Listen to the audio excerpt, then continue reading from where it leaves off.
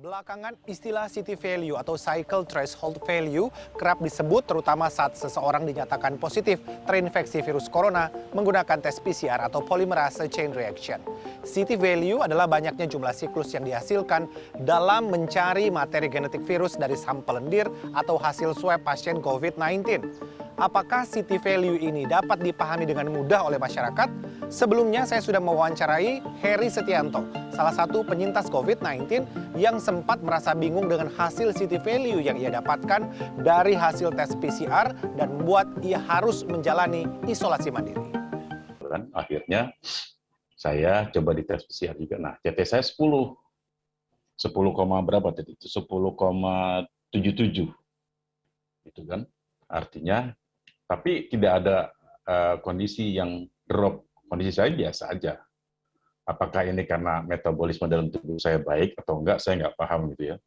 Tapi dilihat dari standarisasi dari CT itu kan sebenarnya 40 ya Mas, baru dinyatakan negatif. Tapi ternyata saya 10. Orang bilang kok 10? Nggak apa-apa, baik-baik aja. Yang nggak tahu, gitu. Bingung kok CT saya rendah banget ya. Tapi apa mau dikata, ini kan hasil lab gitu ya.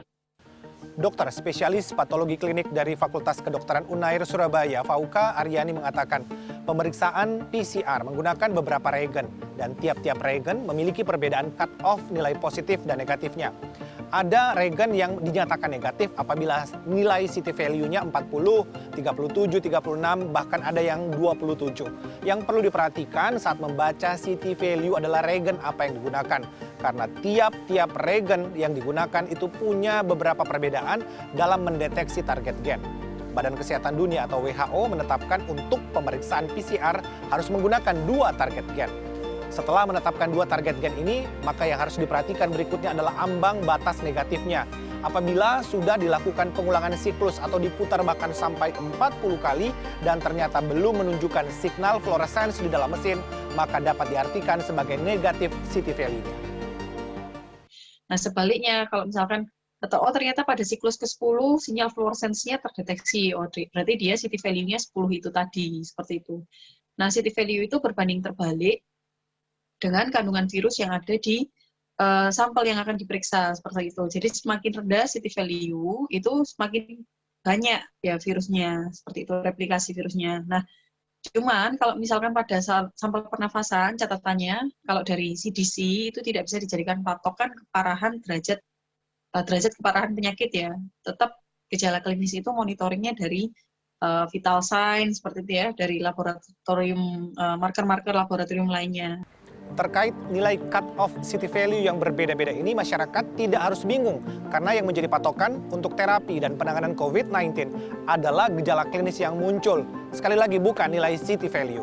Kementerian Kesehatan Republik Indonesia telah membuat 5 kategori gejala klinis COVID-19 yang dapat menjadi acuan tingkat keparahan penderita.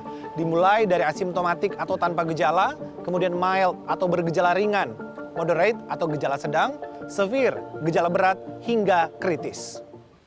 Kemudian dari 5 ini, berapapun city value-nya, itu tetap kita patokannya gejala klinis.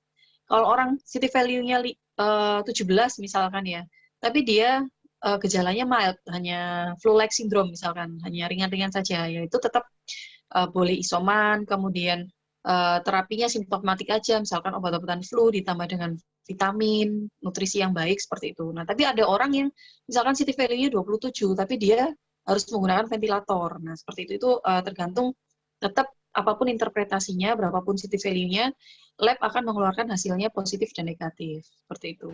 Penelitian ilmiah pernah dilakukan pada seseorang yang positif COVID-19, di mana pada hari ke-12 terjadi penurunan virulensi di dalam tubuhnya yang dibuktikan dengan pengambilan sampel yang diambil dan dikultur pada hari ke-12 tersebut menunjukkan pertumbuhan virus semakin menurun dan di hari ke-14 bahkan sudah tidak ada sama sekali.